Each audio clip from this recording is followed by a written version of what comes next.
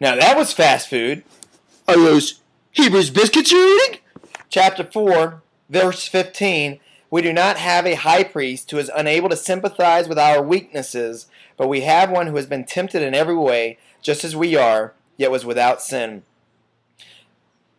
I mean, was Jesus really tempted in every way, just as every man who has ever lived, and all of that concentrated in 33 years? Probably not in every way, but in the hearts of man, which is, you know what? Let's not do it God's way according to God's will. Let me do it my own way. Yeah. And we definitely see that played out as he's in the desert fasting for 40 days. And we'll see those same temptations really come back as he's on the cross. And what we see, first off, he's tempted to turn rock into bread to soothe his hunger. He's tempted to throw himself off the edge of the palace, and legions of angels will come to rescue him. He's tempted to just bow before Satan, and he receives all the kingdoms and multitudes of men.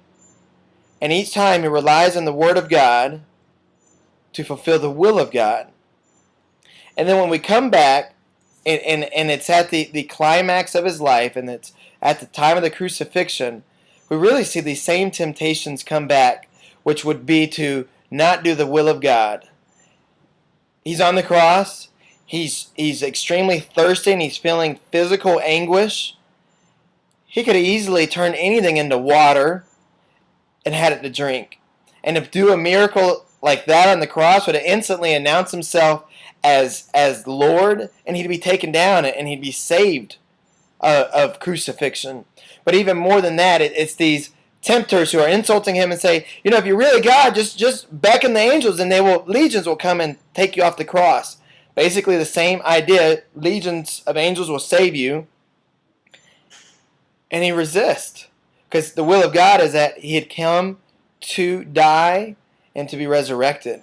And then ultimately, it's this, you know, the whole reason I'm on this cross is for the glory of God. I'm coming to save men.